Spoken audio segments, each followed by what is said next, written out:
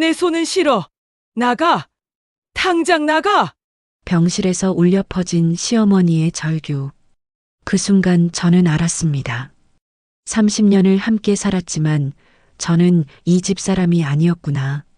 제 손을 뿌리치시는 시어머니의 떨리는 손, 복도로 나가라는 남편의 눈빛, 그리고 엄마가 할머니를 화나게 했나 봐라고 속삭이는 자식들의 목소리.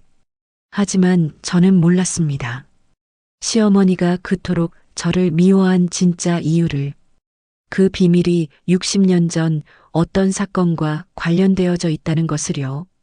세월정원 구독자 여러분, 오늘 이야기는 30년간 시어머니에게 미움받으며 살아온 한 며느리의 이야기입니다.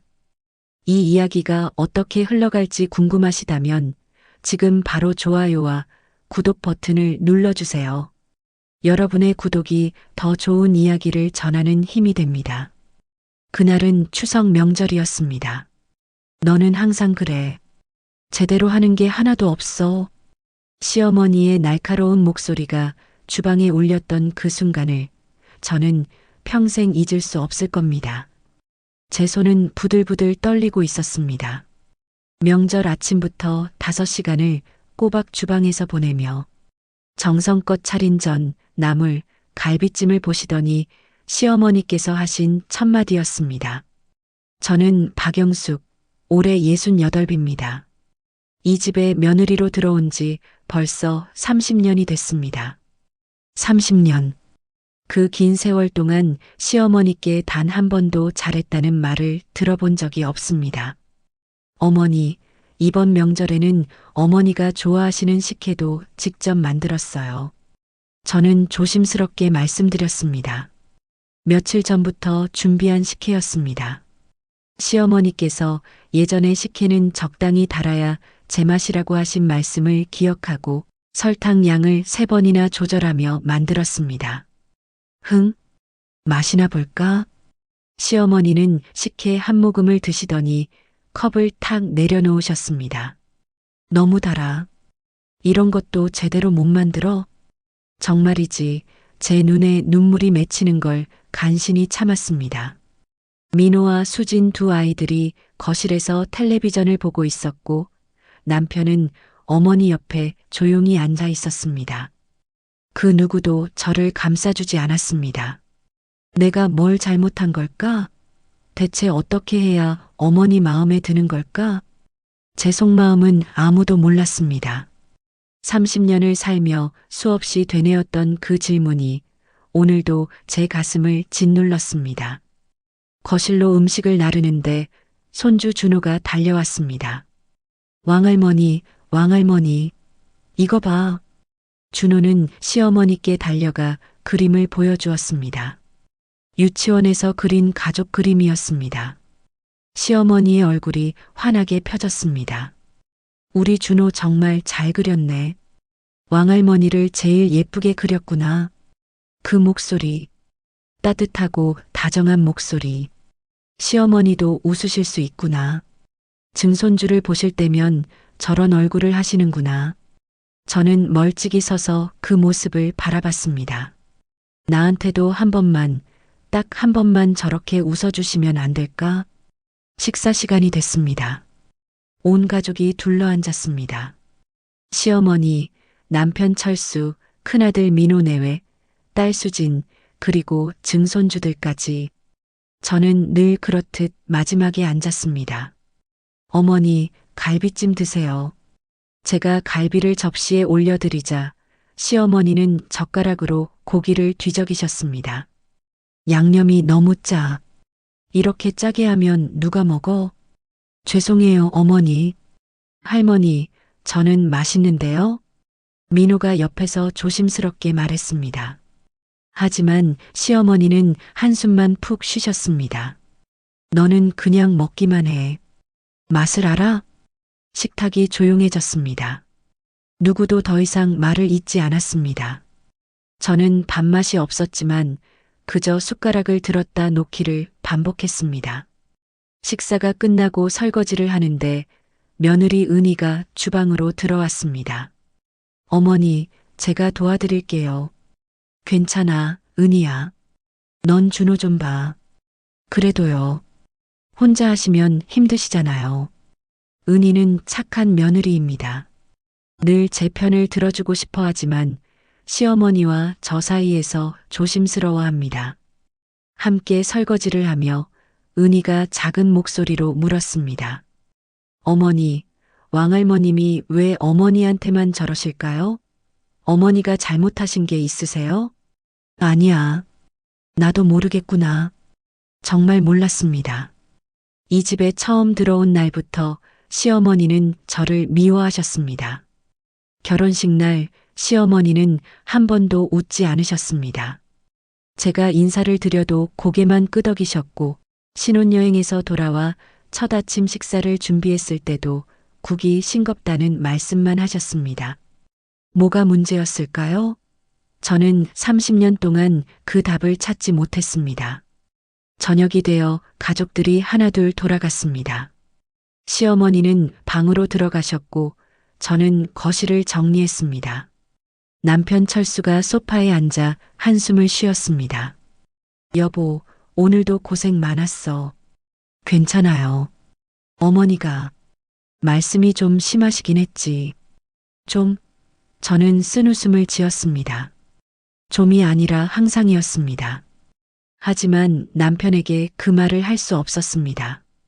남편은 어머니와 저 사이에서 늘 눈치만 봤습니다. 어머니도 연세가 많으셔서 그러시는 거야. 이해해줘. 네. 이해. 30년을 이해하며 살았습니다. 하지만 이해받은 적은 없었습니다. 밤이 깊었습니다. 주방 정리를 마치고 방으로 돌아왔습니다. 남편은 벌써 잠들어 있었습니다. 저는 작은 거울 앞에 앉았습니다. 거울 속 제 모습은 지쳐 보였습니다. 68. 이제 머리도 하얗게 샜고 주름도 깊어졌습니다. 나는 이 집에서 정말 가족일까? 30년을 살았지만 여전히 이방인 같았습니다. 시어머니의 따뜻한 말 한마디, 그게 그렇게 어려운 일이었을까요? 눈물이 났지만 소리내어 울 수는 없었습니다. 남편이 깰까봐 창밖을 봤습니다. 달이 밝았습니다.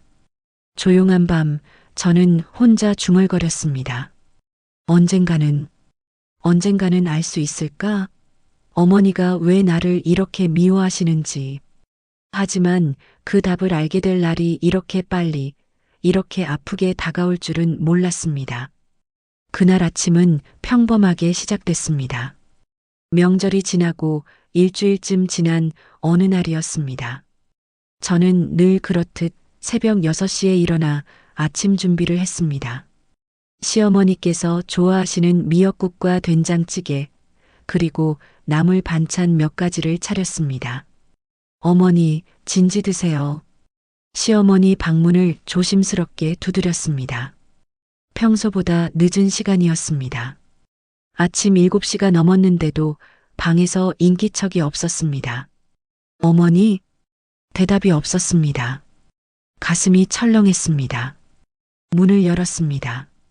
어머니, 시어머니께서 침대 옆 바닥에 쓰러져 계셨습니다. 눈은 감겨 있었고 얼굴은 창백했습니다. 제 손이 떨렸습니다. 여보, 어서 와요. 남편이 달려왔습니다. 남편의 얼굴도 하얗게 변했습니다.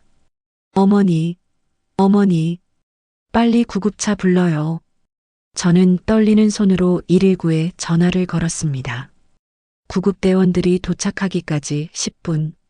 그 10분이 평생처럼 길었습니다. 의식이 없으십니다. 빨리 병원으로 가셔야 합니다. 구급차 안에서 저는 시어머니의 손을 잡았습니다. 차갑고 축 늘어진 손. 제 눈에서 눈물이 흘렀습니다. 제발 괜찮으셔야 해요. 어머니, 아무리 저를 미워하셔도 시어머니는 제 남편의 어머니셨습니다. 30년을 함께 산 가족이셨습니다. 병원 응급실, 의사들이 분주하게 움직였습니다. 저와 남편은 밖에서 기다렸습니다. 얼마 후 민호와 수진이도 달려왔습니다. 아버지, 할머니 괜찮으세요? 아직 모르겠다. 의사 선생님이 검사 중이시다.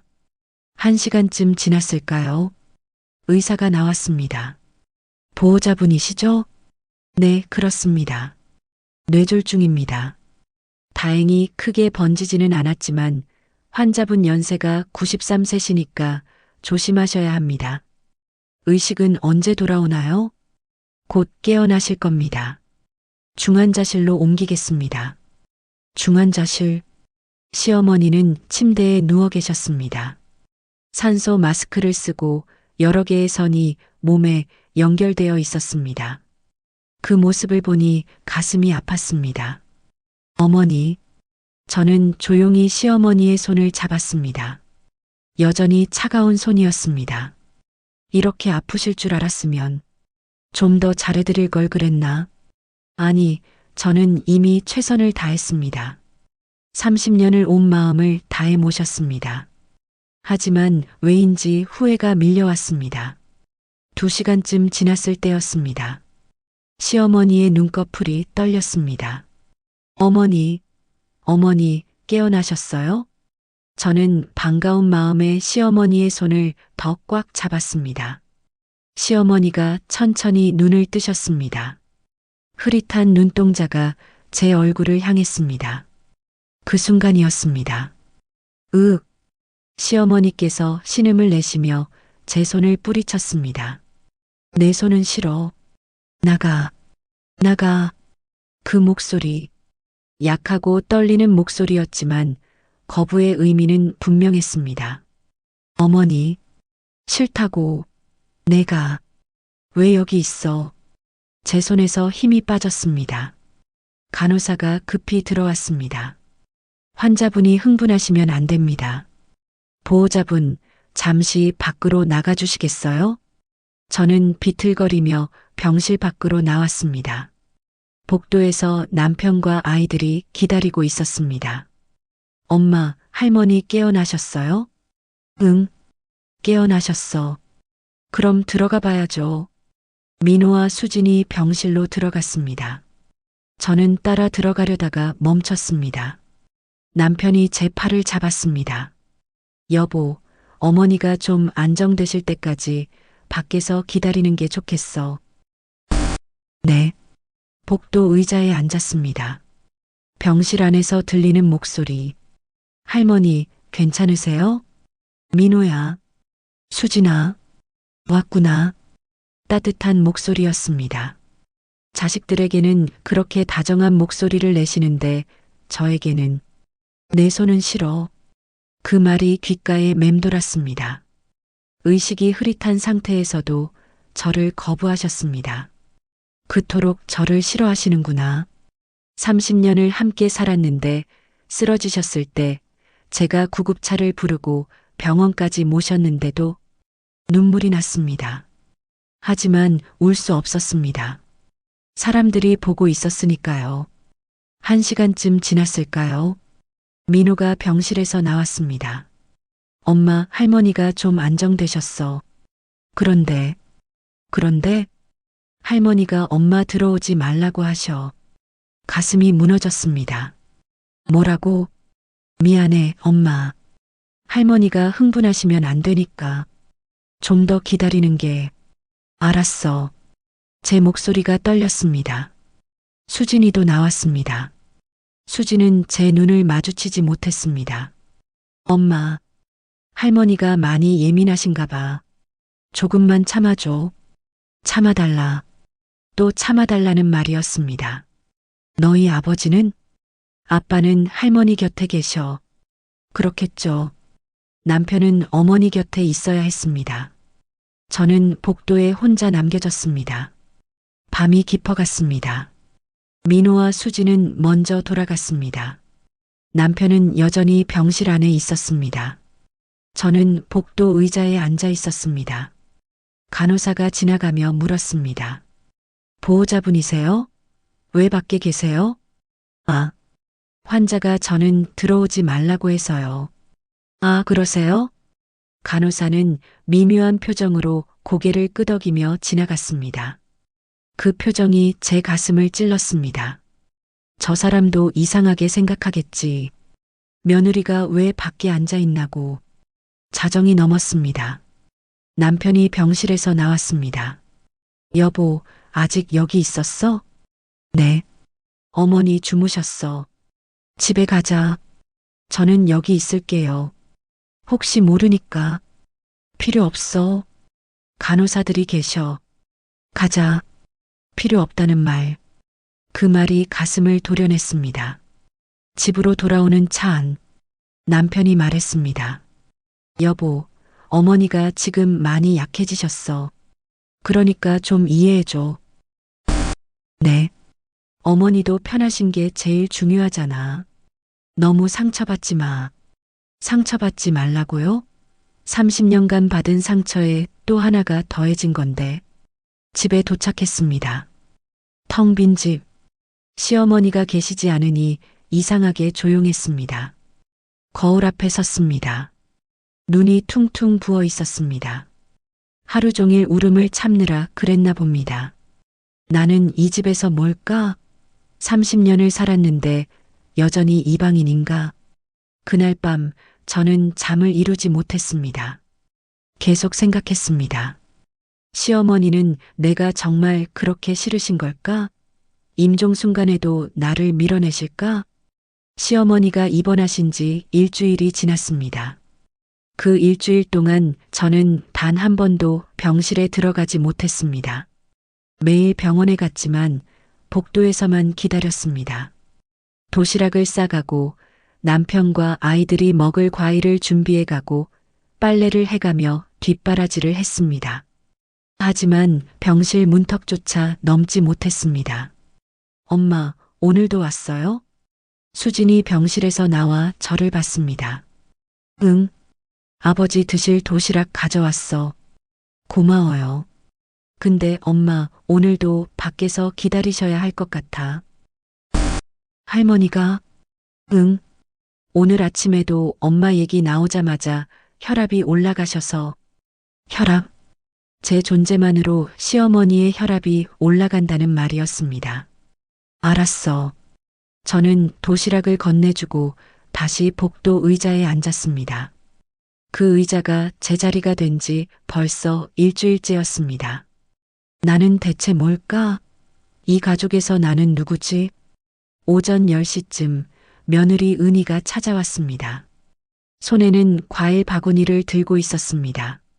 어머니, 여기 계셨어요? 응, 은희야. 왔구나. 왕할머니 좀 뵈러 왔어요. 근데 어머니는 왜 여기 계세요? 아, 할머니가 아직 불편해하셔서. 은희의 얼굴이 어두워졌습니다. 어머니, 힘드시겠어요. 괜찮아. 넌 들어가 봐. 은희는 병실로 들어갔습니다. 문이 열릴 때 잠깐 들린 시어머니의 목소리. 은희야, 왔구나. 참 고맙다. 따뜻한 목소리였습니다. 손주 며느리인 은희에게는 그렇게 다정하신데 나에게는. 오후가 됐습니다. 민호가 회사에서 점심시간에 들렀습니다. 엄마, 점심 드셨어요? 아니, 아직. 같이 드세요. 병원 식당 가요. 식당에 갔습니다. 냉면을 시켰지만 목으로 잘 넘어가지 않았습니다. 엄마, 많이 힘드시죠? 응. 저도 미안해요. 근데 할머니가 워낙. 알아, 민호야. 내 잘못이 아니야. 엄마가 할머니한테 뭘 잘못하신 게 있어요? 30년을 그렇게 잘 모셨는데. 민호도 궁금해했습니다. 하지만 저는 대답할 수 없었습니다. 저도 모르니까요. 그냥 할머니는 원래 나를 안 좋아하셨어. 이유는 모르겠지만. 그래도 이건 너무하시는 거 아니에요? 엄마가 구급차도 부르시고 병원까지 모셨잖아요. 됐어, 민호야. 할머니 편하신 게 제일 중요해. 제 입에서 나온 말이었지만 제 가슴은 찢어지고 있었습니다. 저녁 6시 남편이 병실에서 나왔습니다. 여보, 집에 가서 저녁 준비 좀 해줄래? 민호네가 오늘 저녁에 온대. 네. 어머니는 내가 있을게. 저는 집으로 돌아왔습니다. 텅 빈 집. 부엌으로 들어가 저녁을 준비했습니다. 민호가 좋아하는 제육볶음, 은희가 좋아하는 된장찌개, 그리고 남편이 좋아하는 김치전. 손은 움직이는데 눈물이 났습니다. 30년간 이 주방에서 얼마나 많은 음식을 만들었을까요? 명절마다, 제사 때마다, 손님 올 때마다 늘 이 자리에서 음식을 만들었습니다. 하지만 단 한 번도 맛있다는 말을 들어본 적이 없었습니다. 시어머니에게서는요. 나는 왜 이렇게 사는 걸까? 저녁 7시 가족들이 모여들었습니다. 민호 내외, 수진, 그리고 남편까지.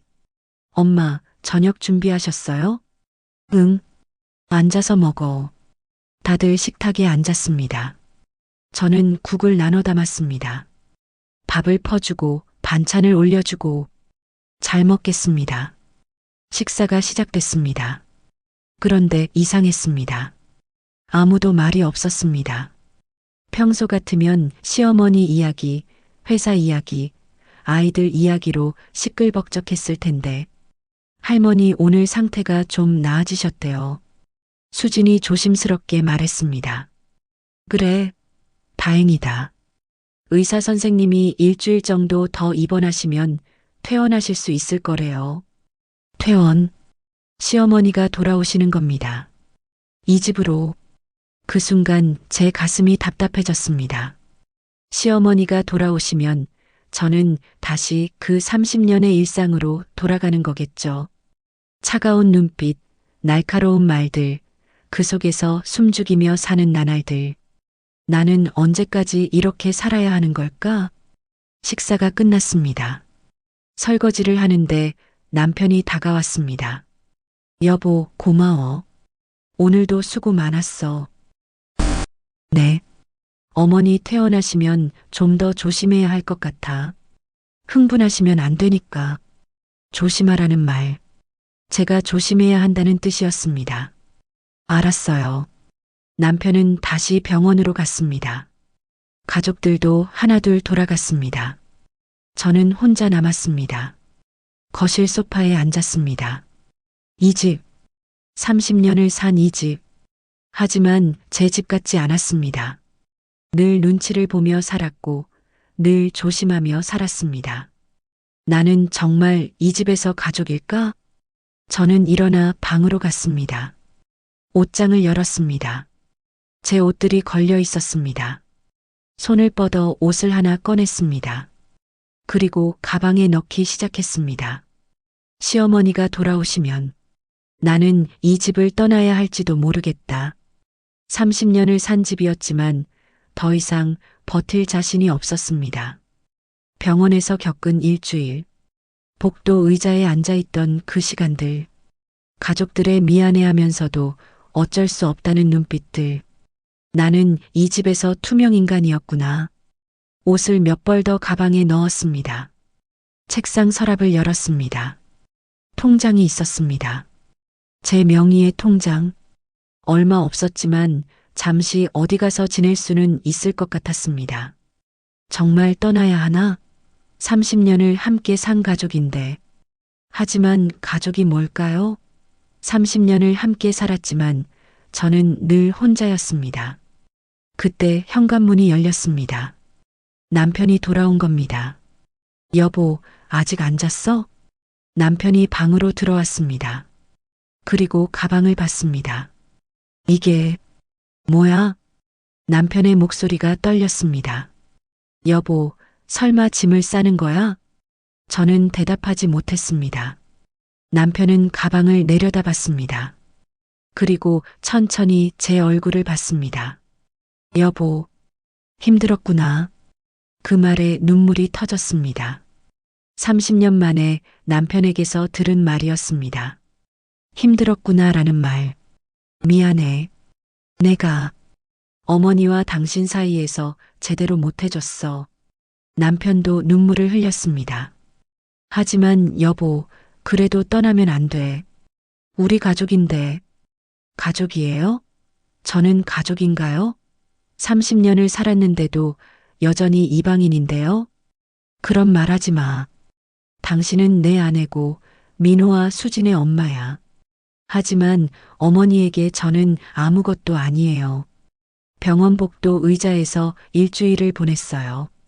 단 한 번도 병실에 들어가지 못했어요. 제가 뭐하러 이 집에 있는 거죠? 남편은 대답하지 못했습니다. 할 말이 없었던 거겠죠. 일단 어머니가 퇴원하실 때까지 기다려보자. 제발. 저는 고개를 끄덕였습니다. 하지만 마음속으로는 결심하고 있었습니다. 더 이상은 못 버티겠어. 나도 이제 나를 위해 살고 싶어. 그날 밤 저는 가방을 다시 옷장에 넣었습니다. 하지만 마음속으로는 준비하고 있었습니다.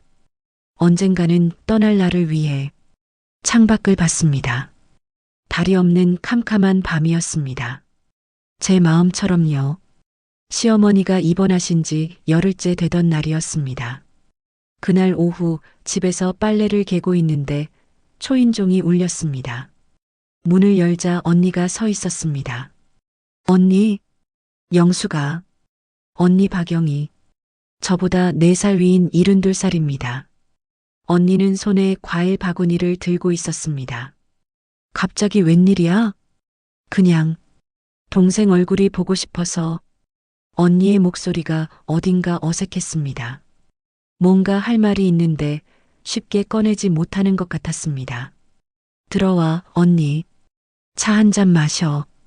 거실로 들어온 언니는 소파에 앉았습니다. 저는 부엌으로 가서 차를 준비했습니다. 손이 떨렸습니다. 언니가 이렇게 예고도 없이 찾아온 건 처음이었습니다. 자, 마셔. 고마워. 언니는 차를 한 모금 마시더니 조심스럽게 물었습니다. 네, 시어머니. 많이 아프시다며? 응. 뇌졸중으로 입원하셨어. 많이 힘들겠다. 괜찮아. 하지만 언니는 제 얼굴을 보며 알았을 겁니다. 괜찮지 않다는 걸. 영수가 너 울었구나. 응. 언니가 제 손을 잡았습니다. 언니의 손도 떨리고 있었습니다. 언니, 무슨 일 있어? 뭔가 할 말이 있는 것 같은데. 언니는 한참을 망설이더니 입을 열었습니다. 영수가, 나 오늘 너한테 꼭 해야 할 말이 있어서 왔어. 무슨 말? 우리 어머니 말이야. 어머니. 친정 어머니는 15년 전에 돌아가셨습니다. 어머니가 왜? 어머니가 돌아가시기 전에 나한테 하신 말씀이 있어. 언니의 목소리가 떨렸습니다. 뭔데? 어머니가 그러셨어. 내 시어머니께 미안하다고. 뭐? 저는 귀를 의심했습니다. 시어머니께 미안하다고? 왜? 나도 잘 모르겠어. 어머니가 돌아가시기 며칠 전이었어. 의식이 흐릿하셨는데 갑자기 내 손을 꽉 잡으시면서 그러셨어. 순자 씨한테 미안하다고 전해다오. 내가 정말 미안했다고. 순자 씨, 제 시어머니 최순자를 말하는 거였습니다. 언니, 그게 무슨 뜻이야? 어머니가 왜 시어머니한테 미안하다고 하셨어? 그걸 나도 모르겠어. 물어봤지. 왜 미안하시냐고. 근데 어머니가 그냥 고개를 돌리시면서 영숙이한테는 말하지 마라. 절대 말하지 말라고 하셨어. 제 머리가 복잡해졌습니다. 그럼 왜 지금 나한테 말하는 거야? 미안해, 영수가. 15년 동안 숨기고 살았어. 근데 내가 너무 힘들어하는 걸 보니까 더 이상 숨길 수가 없었어. 언니의 눈에 눈물이 맺혔습니다. 어머니가 뭔가 숨기고 계셨던 것 같아. 그리고 그게 내 시어머니랑 관련이 있는 것 같아. 어떻게 그렇게 생각해? 어머니가 돌아가시기 전에 자꾸 중얼거리셨거든. 내가 너무 큰 죄를 지었다. 순자 씨를 어떻게 볼 면목이 없다고. 제 가슴이 두근거리기 시작했습니다. 어머니가 무슨 죄를 지으셨다는 거지? 그리고 그게 시어머니와 무슨 상관이 있는 거야? 언니, 그게 다야? 응, 그게 다야. 나도 그 뒤로 계속 궁금했는데 알 방법이 없었어. 저는 멍하니 앉아 있었습니다. 친정 어머니와 시어머니, 두 분 사이에 무슨 일이 있었던 걸까요? 영수가 혹시 내 시어머니가 너한테 뭔가 말씀하신 적 없어? 우리 어머니에 대해서? 아니, 단 한 번도. 그럼 너희 시아버지는? 시아버지. 김종필 어르신은 제가 결혼하고 15년쯤 됐을 때 돌아가셨습니다. 이미 30년 전 일입니다. 시아버지도 아무 말씀 안 하셨어. 이상하다. 분명 뭔가 있는 것 같은데. 언니가 가방에서 낡은 수첩을 꺼냈습니다. 이거 어머니 일기장이야. 돌아가시고 나서 정리하다가 찾았어. 일기장? 응. 근데 이상한 게 1968년 부분이 찢어져 있어. 누가 일부러 뜯어낸 것 같아. 1968년. 제가 태어나기 2년 전이었습니다. 왜 그 부분이 찢어져 있을까? 나도 모르겠어. 근데 분명 그 시기에 뭔가 있었던 것 같아. 저는 일기장을 넘겨봤습니다. 어머니의 필체였습니다. 1967년까지는 일기가 있는데 1968년 부분은 정말 찢어져 있었습니다. 그리고 1969년부터 다시 시작됐습니다. 언니, 이거 내가 가져가도 돼? 그러려고 가져온 거야. 혹시 뭔가 실마리가 있을지 모르니까. 저는 일기장을 꼭 안았습니다. 이 안에 답이 있을 것 같았습니다. 시어머니가 저를 그토록 미워한 이유. 고마워, 언니. 미안해, 영수가. 진작 말했어야 했는데. 아니야. 이제라도 말해줘서 고마워. 언니가 돌아가고 저는 일기장을 들고 방으로 갔습니다. 한 장 한 장 넘겨봤습니다. 어머니의 일상이 담겨 있었습니다. 장 보러 간 일, 친구 만난 일, 아버지와 다툰 일. 그런데 1967년 12월 마지막 장에 이상한 문장이 있었습니다. 오늘 그분을 다시 만났다. 마음이 너무 괴롭다. 이러면 안 되는데. 그분? 누구를 말하는 걸까요? 그리고 그 다음 장부터 찢어져 있었습니다. 어머니, 대체 무슨 일이 있었던 거예요? 그때 전화벨이 울렸습니다. 남편이었습니다. 여보, 어머니 상태가 안 좋아졌어. 빨리 병원으로 와. 지금 갈게. 저는 일기장을 가방에 넣고 황급히 병원으로 향했습니다. 하지만 머릿속은 복잡했습니다. 친정 어머니와 시어머니, 두 분 사이에 대체 무슨 일이 있었던 거지? 그리고 그게 나와 무슨 상관이 있는 거야? 병원에 도착했을 때 시어머니 병실 앞에 가족들이 모여 있었습니다. 어떻게 됐어요? 할머니가 갑자기 쓰러지셨어. 의사가 나왔습니다. 환자분 상태가 많이 나빠지셨습니다. 가족분들 각오하셔야 할 것 같습니다. 각오? 그 말은 임종이 가까워졌다는 뜻이었습니다. 제 가슴이 답답해졌습니다. 시어머니가 돌아가시기 전에 저는 알고 싶었습니다. 왜 저를 그토록 미워하셨는지, 그 이유를. 어머니, 제발 말씀해 주세요. 저는 알아야 해요. 30년간의 그 미움의 이유를. 시어머니는 혼수 상태에 빠지셨습니다. 의사 선생님 말씀으론 언제 깨어나실지 모른다고 했습니다. 아니, 어쩌면 깨어나지 못하실 수도 있다고 했습니다. 환자분 나이가 93세이십니다. 몸이 많이 약해지셨어요. 최선을 다하겠지만 가족분들께서 마음의 준비를 하셔야 할 것 같습니다. 그날 밤 남편과 아이들은 병원에 남았습니다. 저는 집으로 돌아와야 했습니다. 시어머니가 혹시라도 깨어나셨을 때 제 얼굴을 보시면 또 흥분하실까봐. 결국 끝까지 나는 병실에 들어가지 못하는구나. 집에 도착했을 때는 밤 11시가 넘었습니다. 텅 빈 집. 시어머니가 안 계신 지 이제 2주일째였지만 여전히 이상했습니다. 거실 불을 켰습니다. 시어머니 방문이 굳게 닫혀 있었습니다. 저는 그 앞에 섰습니다. 들어가도 될까? 30년을 이 집에서 살았지만 시어머니 방은 함부로 들어갈 수 없는 곳이었습니다. 시어머니께서 허락하신 적이 없었으니까요. 하지만 오늘은 달랐습니다. 시어머니가 혼수 상태이고 혹시 모를 일을 대비해서 방을 정리해둬야 했습니다. 손잡이를 잡았습니다. 떨렸습니다. 천천히 문을 열었습니다. 시어머니 방, 정돈된 방이었습니다. 침대, 옷장, 화장대, 그리고 오래된 장롱 하나. 정리를 좀 해야겠다. 저는 조심스럽게 방으로 들어갔습니다. 먼저 침대 시트를 갈았습니다. 혹시 퇴원하실 때를 대비해서요. 화장대를 닦고 옷장을 정리했습니다. 그리고 장롱 앞에 섰습니다.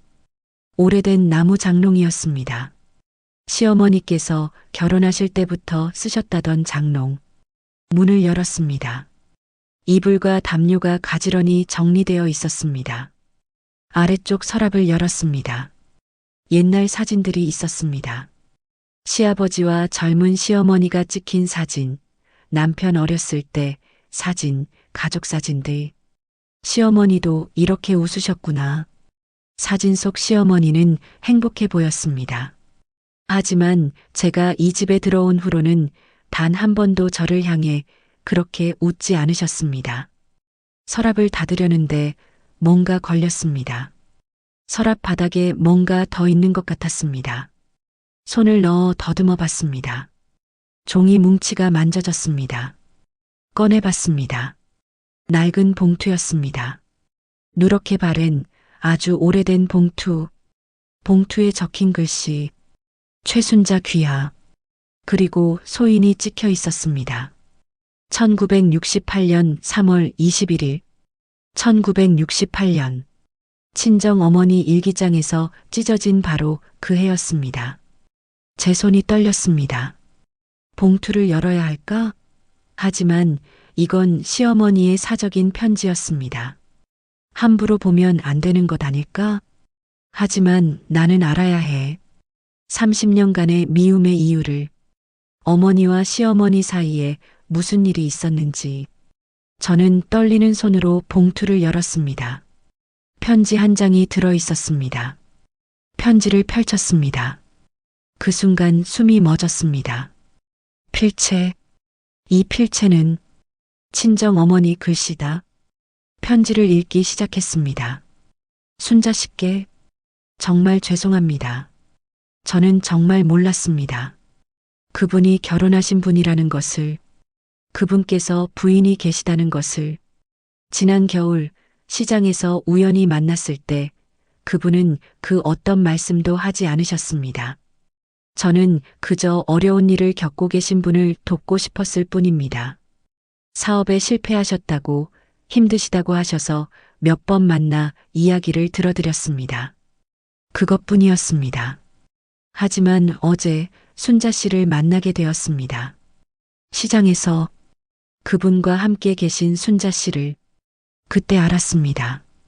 그분이 기혼자라는 것을, 그리고 제가 얼마나 큰 잘못을 저질렀는지를. 순자 씨, 정말 죄송합니다. 저는 절대 그런 의도가 아니었습니다. 그저 힘든 사람을 도와드리고 싶었을 뿐입니다. 하지만 제가 어리석었습니다. 생각이 짧았습니다. 저는 이제 이 동네를 떠날 것입니다. 남편과 딸을 데리고 멀리 갈 것입니다. 다시는 순자 씨 앞에 얼굴을 들 수 없습니다. 정말 죄송합니다. 평생 죄송하게 생각하며 살겠습니다. 순자 씨의 평안을 기원합니다. 이금순 올림. 편지를 읽고 나서 저는 그 자리에 주저앉았습니다. 어머니, 그리고 시아버지. 그분. 편지에서 말하는 그분은 시아버지 김종필이었습니다. 1968년 시아버지께서 사업 실패로 힘들어 하시던 시기, 그때 친정 어머니를 만났던 겁니다. 아니야. 저는 고개를 저었습니다. 믿고 싶지 않았습니다. 하지만 모든 퍼즐이 맞춰지고 있었습니다. 친정 어머니의 일기장에서 찢어진 1968년. 오늘 그분을 다시 만났다는 문장. 돌아가시기 전 순자 씨한테 미안하다던 말씀. 그리고 시어머니가 저를 30년간 미워하신 이유. 나는 그 여자의 딸이니까. 저는 편지를 꼭 쥐었습니다. 손이 떨렸습니다. 어머니는 잘못이 없으셨어. 시아버지가 기혼자인 줄 모르셨어. 순수하게 도와드리려고 하신 거였어. 하지만 시어머니 입장에서는 어땠을까요? 남편이 다른 여자를 만났다는 것. 그것만으로도 배신이었을 겁니다. 설령 짧은 만남이었다 해도, 순수한 도움이었다 해도. 그래서 시어머니는 나를. 저는 눈물이 났습니다. 하지만 분노가 아니었습니다. 슬픔이었습니다. 나는 죄가 없는데, 나는 태어나지도 않았을 때 일인데. 하지만 시어머니에게 저는 그 여자의 딸이었습니다. 남편을 빼앗아갔던 여자의 딸. 그 사실만으로도 미워할 이유는 충분했을 겁니다. 저는 편지를 다시 봉투에 넣었습니다. 그리고 가슴에 꼭 안았습니다. 어머니, 시어머니, 두 분 모두 고통스러우셨겠구나. 친정 어머니는 평생 죄책감에 시달리셨을 겁니다. 그리고 시어머니는 평생 배신의 아픔을 안고 사셨을 겁니다. 그 사이에 낀 저는 아무것도 모른 채 30년을 미움받으며 살았습니다. 전화벨이 울렸습니다. 남편이었습니다. 여보, 어머니 상태가 더 나빠지셨어. 빨리 와. 지금 갈게. 저는 편지를 가방에 넣고 일어섰습니다. 병원으로 가는 차 안에서 저는 계속 생각했습니다. 시어머니께서 깨어나시면 이 편지를 보여드려야 할까? 아니면 그냥 모르는 척 해야 할까? 하지만 한 가지는 분명했습니다. 이제 저는 알았습니다. 30년간의 미움의 이유를, 그리고 그 미움 뒤에 숨겨진 깊은 상처를. 어머니, 저는 이제 이해해요. 당신이 왜 그러셨는지. 병원이 보였습니다. 제 눈에는 눈물이 고여 있었습니다. 병원에 도착했을 때는 자정이 넘어 있었습니다. 중환자실 앞에 남편과 아이들이 모여 있었습니다. 모두 굳은 얼굴이었습니다. 어머니, 어떻게 됐어요? 민호가 고개를 저었습니다. 할머니 의식이 완전히 없으세요. 의사 선생님이 오늘 밤이 고비래요. 오늘 밤이 고비. 그 말은 오늘 밤을 넘기지 못하실 수도 있다는 뜻이었습니다. 들어가 봐도 될까요? 안 돼요, 엄마. 할머니가. 알아. 나도 알아. 저는 중환자실 창문 너머로 시어머니를 봤습니다. 여러 기계에 연결된 채 누워 계신 시어머니. 창백한 얼굴. 가느다란 숨소리. 어머니. 제 가방 안에는 그 편지가 들어 있었습니다. 친정 어머니가 쓴 편지. 그 편지를 보는 순간 모든 것이 이해됐습니다. 하지만 동시에 너무나 아팠습니다. 저는 복도 구석으로 가서 전화를 꺼냈습니다. 친정 언니에게 전화를 걸었습니다. 여보세요? 언니 나야. 영수가? 이 밤중에 무슨 일이야? 언니 나 편지를 찾았어. 편지? 시어머니 방에서 1968년에 우리 어머니가 시어머니께 쓴 편지. 전화기 너머로 언니의 숨소리가 멎었습니다. 뭐라고? 언니도 알고 있었지? 어머니와 시아버지. 한참의 침묵이 흘렀습니다. 미안해, 영수가. 언니의 목소리가 떨렸습니다. 언니, 정확히 뭐가 있었던 거야? 편지에는 대충만 나와 있어. 자세히 말해줘. 영수가. 제발 언니. 나는 알아야 해. 30년을 미움받으며 살았어. 그 이유를 정확히 알아야 해. 언니가 깊은 한숨을 쉬었습니다. 알았어. 말해줄게. 어머니가 돌아가시기 전에 나한테 다 말씀하셨어. 저는 복도 의자에 앉았습니다. 손이 떨렸습니다. 1967년 겨울이었대. 어머니가 시장에서 한 남자를 만났어. 추운 겨울인데 코트도 제대로 안 입고 멍하니 앉아 계시더래. 어머니가 걱정돼서 말을 걸었대. 언니가 말을 이었습니다. 그 남자가 내 시아버지였어.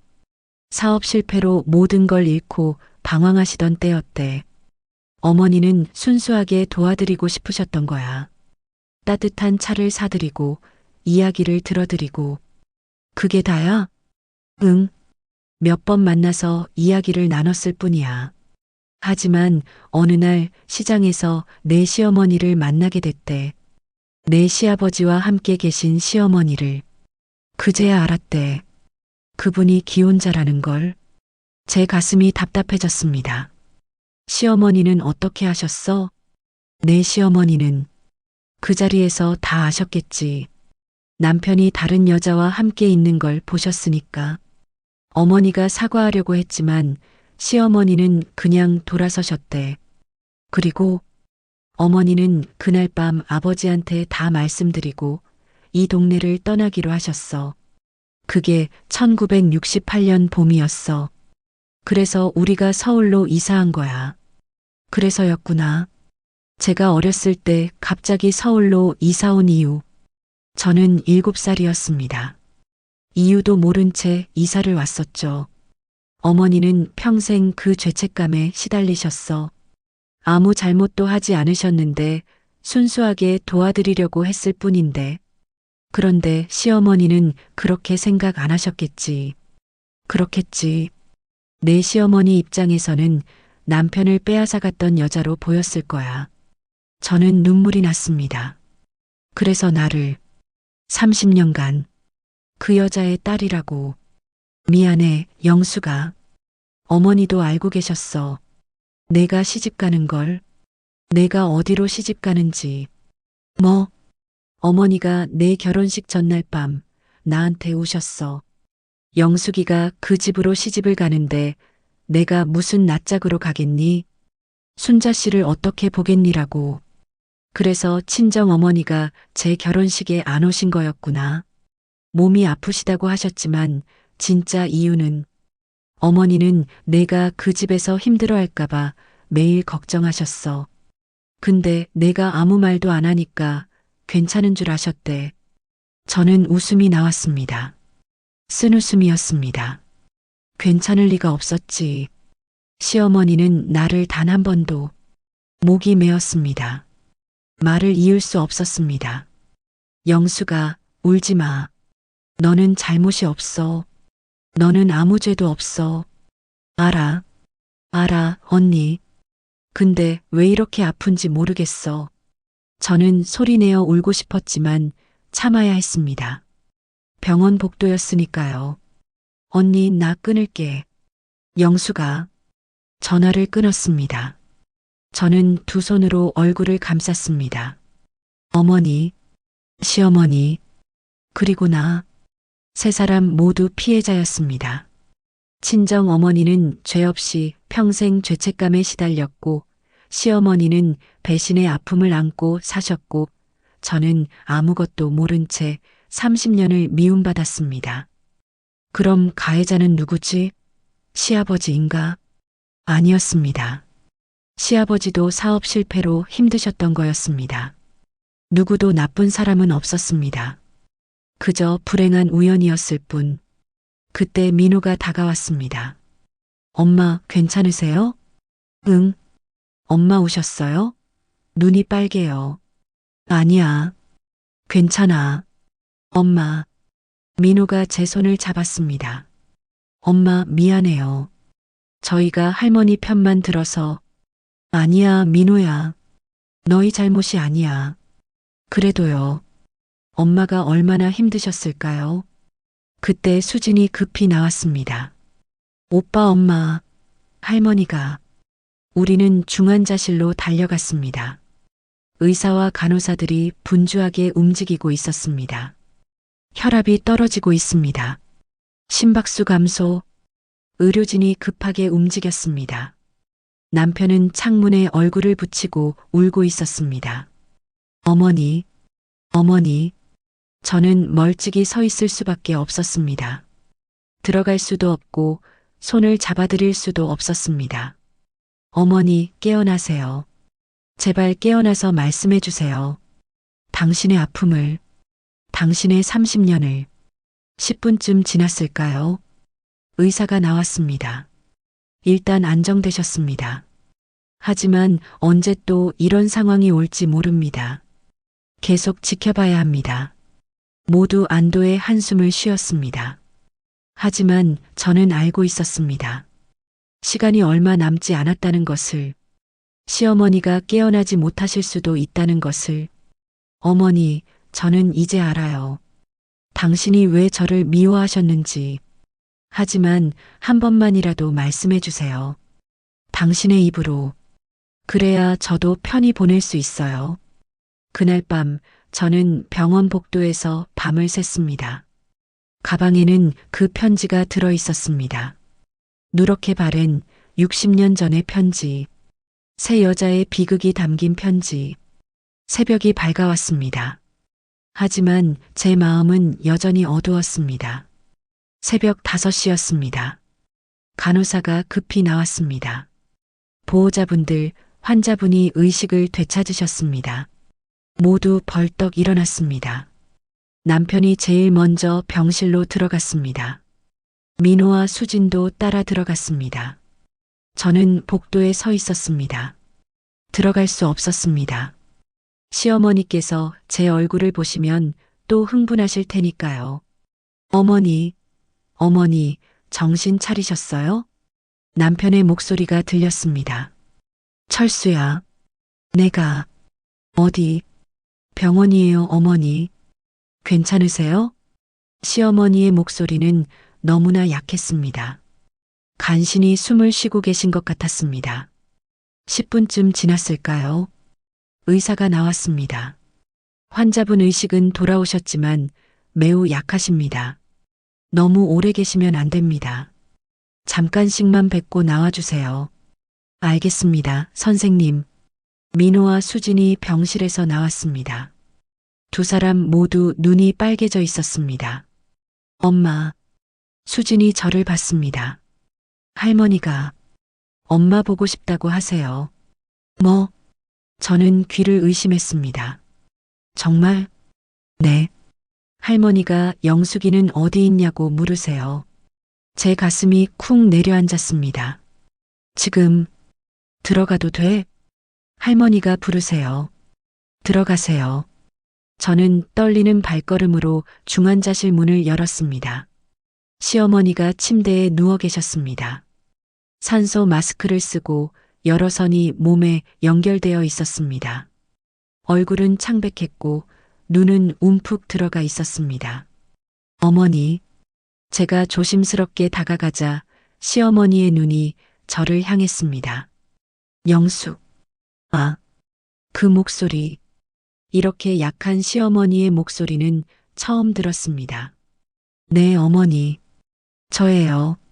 가까이 와. 저는 침대 옆으로 다가갔습니다. 시어머니의 손이 제 쪽으로 떨리고 있었습니다. 잠깐만요. 제가 잠깐밖에. 남편이 일어나려 했습니다. 안 돼. 철수야. 나가. 영숙이하고 단둘이. 어머니, 제발 나가줘. 남편은 당황한 얼굴로 저를 봤습니다. 저는 고개를 끄덕였습니다. 괜찮아요. 나가 계세요. 남편이 병실을 나갔습니다. 문이 닫혔습니다. 시어머니와 단둘이 남았습니다. 30년 만에 처음이었습니다. 시어머니와 단둘이 마주한 게. 영수가. 네, 어머니. 손 잡아줘. 제 손이 떨렸습니다. 천천히 시어머니의 손을 잡았습니다. 차갑고 가늘고 약한 손이었습니다. 미안했다. 어머니, 너는 죄가 없는데 내가 너무 잔인했지. 눈물이 났습니다. 시어머니의 눈에서도 눈물이 흘렀습니다. 내 어머니, 이금순 씨, 나쁜 사람 아니었어. 나도 알아. 순수하게 도와주려고 했던 거. 어머니, 근데 나는 그걸 받아들일 수가 없었어. 내 남편이 다른 여자와 시장에서 함께 있는 걸 봤을 때 내 세상이 무너졌어. 시어머니의 목소리가 떨렸습니다.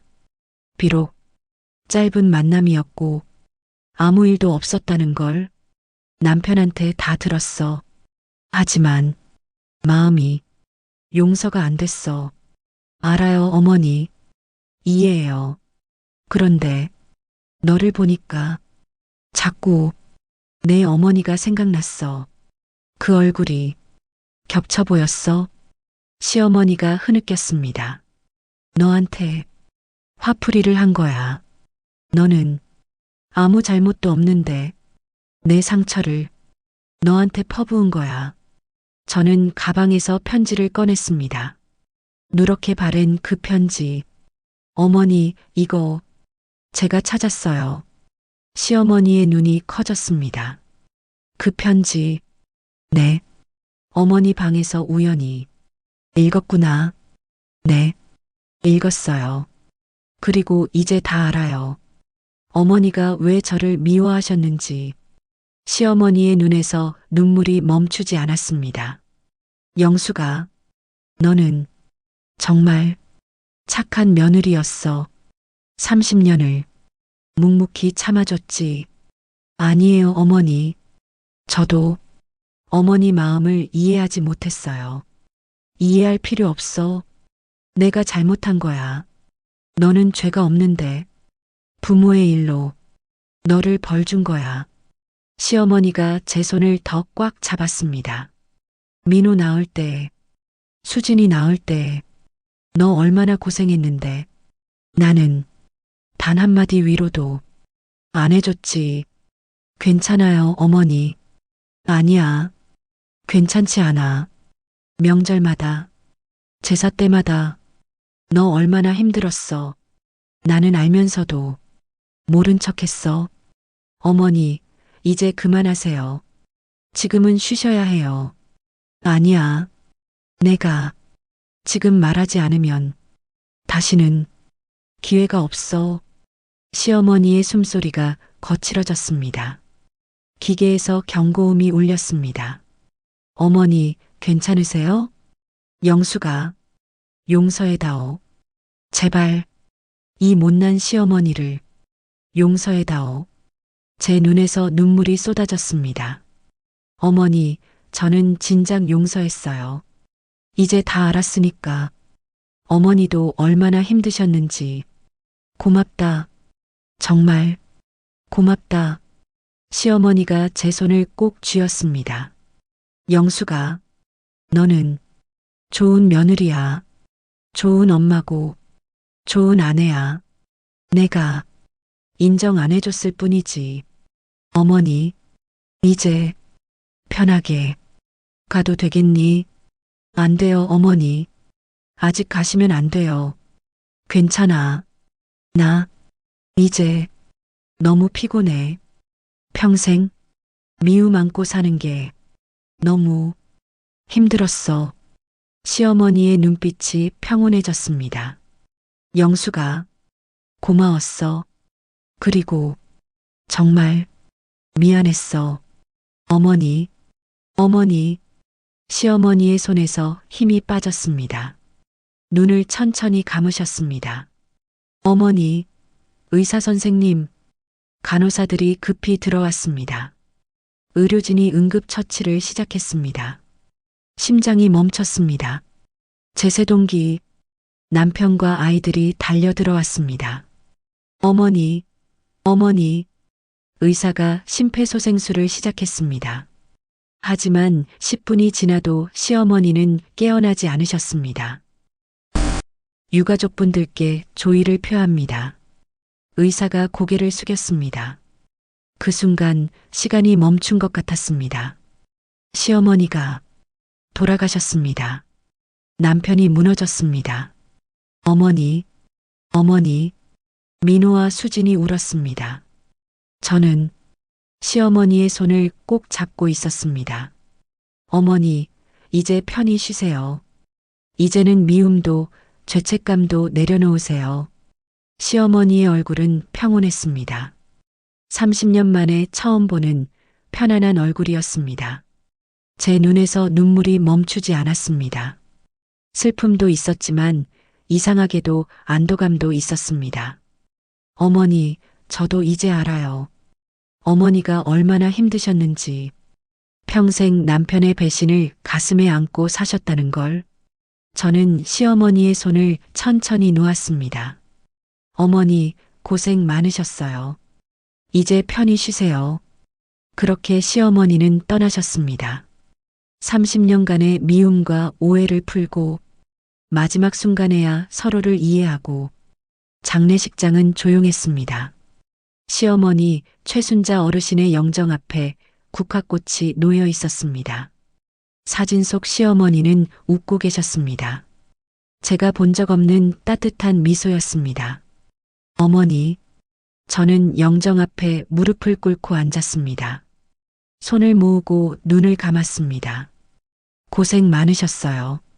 평생 힘드셨죠? 이제 편히 쉬세요. 3일장이었습니다. 친척들이 왔고 남편의 친구들이 왔고 동네 사람들이 왔습니다. 며느리분 정말 고생 많으셨겠어요. 30년을 모셨다면서요? 대단하세요. 사람들의 위로가 이어졌습니다. 하지만 저는 복잡한 심경이었습니다. 고생했다는 말이 맞는 걸까요? 아니면 이해하지 못했던 제가 부족했던 걸까요? 첫날 밤 가족들과 조문객들이 돌아가고 빈소에 저 혼자 남았습니다. 남편과 아이들은 잠시 쉬러 갔습니다. 저는 영정 앞에 앉았습니다. 시어머니의 사진을 바라봤습니다. 어머니, 저는 이제 알아요. 어머니가 왜 그러셨는지, 어머니도 피해자였다는 걸. 말을 하다가 눈물이 났습니다. 미안해요. 제가 좀 더 일찍 알았더라면, 좀 더 이해하려고 노력했더라면. 하지만 소용없는 후회였습니다. 이미 시어머니는 떠나셨으니까요. 둘째 날 친척 고모님 한 분이 저를 조용히 부르셨습니다. 영수가, 잠깐 나 좀 보자. 네, 고모님. 너 많이 힘들었지? 네. 순자가 너한테 잘못했어. 나도 알아. 그 앤 원래 마음이 따뜻한 애였는데 남편 일로 너무 상처를 받았거든. 알고 계셨어요? 우리 동네 사람들은 다 알아. 60년 전 일이지만 종필이가 그때 사업 실패하고 방황하던 시절 말이야. 다른 여자 만난 거. 고모님이 한숨을 쉬셨습니다. 근데 그게 내 어머니였는지는 몰랐지. 내가 시집 왔을 때도 몰랐어. 나중에 알았지. 순자가 너한테 왜 그러는지. 미안하다, 영수가. 어른들이 너를 더 챙겨줬어야 했는데. 아니에요, 고모님. 괜찮아요. 하지만 괜찮지 않았습니다. 주변 사람들이 다 알고 있었다는 게 더 서러웠습니다. 셋째 날 오전 발인이었습니다. 관이 천천히 나갔습니다. 남편이 영정을 들고 민호와 수진이 뒤를 따랐습니다. 저는 상주 가족들과 함께 걸었습니다. 화장장으로 가는 길, 차 안은 조용했습니다. 엄마, 수진이 조심스럽게 말했습니다. 응? 엄마, 할머니가 마지막에 뭐라고 하셨어요? 엄마랑 단둘이 계실 때 저는 잠시 망설였습니다. 말해야 할까? 아니면 그냥 묻어두어야 할까?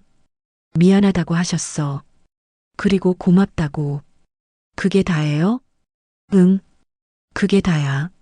나머지는 말할 수 없었습니다. 시어머니와 저 사이의 마지막 대화는 우리 둘만의 비밀로 남겨두고 싶었습니다. 화장이 끝나고 납골당에 모셨습니다. 시아버지 옆자리였습니다. 어머니, 아버지 곁에서 편히 쉬세요. 남편이 눈물을 흘렸습니다. 민호와 수진도 울었습니다. 저는 눈물이 나지 않았습니다. 이미 병원에서 다 울어서일까요? 아니면 이제 정말 놓아드렸기 때문일까요? 어머니, 아버지를 용서하세요. 그리고 당신 자신도 용서하세요. 장례를 마치고 집으로 돌아왔습니다. 텅 빈 집. 시어머니가 안 계시니 정말 조용했습니다. 저는 시어머니 방으로 갔습니다. 방문을 열었습니다. 여전히 시어머니의 냄새가 남아 있었습니다. 책상 위에 가방을 내려놓았습니다. 그 안에는 편지가 들어 있었습니다. 친정 어머니가 시어머니께 쓴 편지. 편지를 꺼내 다시 읽었습니다. 순자씨께 정말 죄송합니다. 제 눈에 눈물이 고였습니다. 이 편지 한 장 때문에 새 여자의 인생이 바뀌었습니다. 어머니, 시어머니, 그리고 나. 저는 일어나 부엌으로 갔습니다. 가스레인지에 불을 켰습니다. 그리고 편지를 천천히 불꽃 위에 갖다 댔습니다. 편지가 타기 시작했습니다. 누렇게 바랜 종이가 검게 변하며 제가 되었습니다. 이제 다 끝났어요. 두 분 모두 이제 편히 쉬세요. 편지가 다 타고 제만 남았습니다. 저는 그 죄를 쓰레기통에 버렸습니다. 이제 정말 끝이다. 거실로 돌아와 소파에 앉았습니다. 창밖을 봤습니다. 해가 지고 있었습니다. 나는 이제 어떻게 살아야 하지? 30년을 시어머니 눈치 보며 살았습니다. 이제 시어머니가 안 계시니 저는 무엇을 해야 할까요? 엄마. 민호가 거실로 들어왔습니다. 응? 엄마, 우리가 할머니한테만 신경 쓰고 엄마한테는 너무 무심했어요. 미안해요. 아니야, 민호야. 아니에요. 할머니가 돌아가시고 나서 생각해 봤어요. 엄마가 얼마나 힘드셨을까. 할머니는 우리한테는 잘해주셨지만 엄마한테는. 민호의 목소리가 떨렸습니다. 엄마, 이제부터라도 잘할게요. 엄마 편 들어드릴게요. 저는 민호의 손을 잡았습니다. 고마워, 민호야. 그 말만으로도 충분해. 수진도 들어왔습니다. 엄마, 저도 미안해요. 저희가 너무 철없었어요. 아니야, 수진아. 너희는 할머니를 사랑했던 거야. 잘못한 게 아니야. 그래도요. 남편도 들어왔습니다. 여보. 남편이 제 옆에 앉았습니다. 미안해. 30년 동안 당신만 힘들게 했어. 괜찮아요. 아니야. 괜찮지 않아. 나는 어머니와 당신 사이에서 제대로 못했어. 당신을 지켜주지 못했어. 남편이 처음으로 울었습니다. 이제부터라도 잘할게. 당신이 하고 싶은 거 다 해. 당신 인생 살아.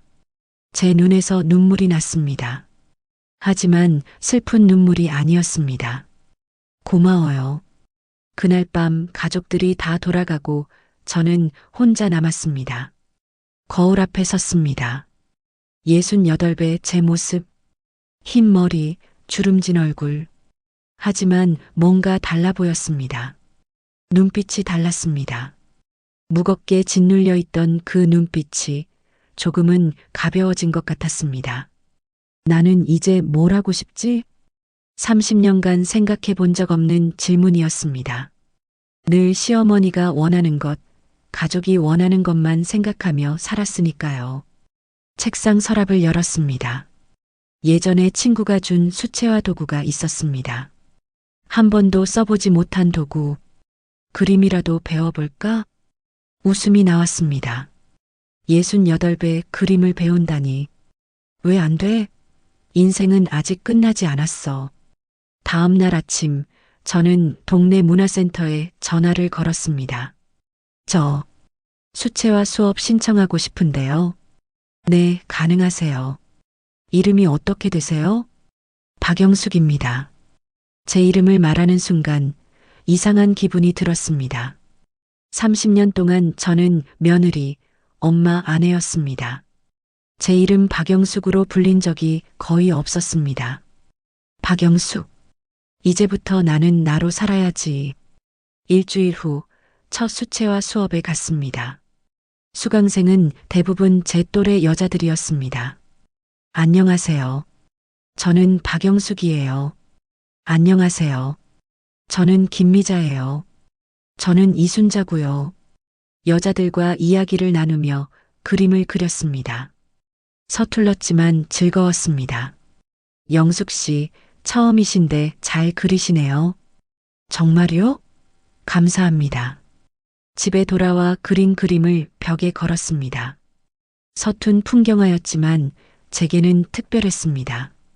내가 하고 싶어서 한 거, 나를 위한 거. 한 달이 지났습니다. 저는 매주 수채화 수업에 나갔고 친구들도 생겼습니다. 오랜만에 웃는 날이 많아졌습니다. 영수가 다음 주에 우리 같이 전시회 갈래? 전시회요? 응. 미술관에서 하는 수채화 전시회. 같이 보러 가자. 좋아요. 그날 저녁 남편에게 말했습니다. 여보, 나 다음 주에 친구들이랑 전시회 가려고. 그래. 좋지. 다녀와. 저녁은 밖에서 먹고 올게요. 알았어. 조심해서 다녀와. 남편이 웃으며 말했습니다. 예전 같았으면 저녁은 집에서 먹어야지라고 했을 텐데. 변했구나. 우리 가족이 어느 토요일 오후 납골당에 갔습니다. 시어머니와 시아버지가 계신 곳. 저는 국화꽃을 들고 앞에 섰습니다. 어머니, 저 왔어요. 꽃을 놓고 손을 모았습니다. 어머니, 저는 이제 잘 살고 있어요. 그림도 배우고 친구들도 사귀고 제 인생을 살고 있어요. 바람이 불었습니다. 처음에는 미웠어요. 30년을 왜 그러셨나 싶었어요. 하지만 이제는 알아요. 어머니도 힘드셨다는 걸. 제 눈에 눈물이 고였습니다. 어머니, 이제 편히 쉬세요. 저도 이제 마음 편히 살게요. 원망도 미움도 다 내려놓을게요. 그렇게 말하고 나니 정말 가슴이 가벼워지는 것 같았습니다. 집으로 돌아오는 길 꽃집을 지나치다가 멈춰 섰습니다. 창문에 예쁜 화분이 보였습니다. 이거 주세요. 네, 잘 고르셨어요. 이 꽃은 관리가 쉬워요. 집에 와서 화분을 베란다에 놓았습니다. 햇빛이 잘 드는 곳. 이제 새로운 시작이야. 그날 밤 일기를 쓰기 시작했습니다. 2025년 11월 23일. 오늘은 시어머니 돌아가신 지 한 달째 되는 날이다. 30년을 함께 살았지만 서로를 이해한 건 마지막 순간이었다. 너무 늦었지만 그래도 이해할 수 있어서 다행이다. 나는 이제 나를 위해 살 것이다. 68, 늦은 나이지만 아직 늦지 않았다. 앞으로 남은 20년, 30년을 나답게 살 것이다. 미움도 원망도 모두 내려놓고 새로운 시작을 한다. 일기를 덮고 창밖을 봤습니다. 달이 밝았습니다. 어머니, 친정 어머니, 그리고 시어머니. 세 여자의 이야기는 이렇게 끝이 났습니다. 하지만 제 이야기는 이제 시작입니다. 저는 미소를 지었습니다. 오랜만에 진짜 편안한 미소였습니다. 세월정원 구독자 여러분, 긴 이야기 끝까지 들어주셔서 감사합니다. 이 이야기가 여러분께 작은 위로가 되었기를 바랍니다. 구독과 좋아요, 알림 설정 부탁드리며 다음 이야기로 찾아뵙겠습니다. 감사합니다.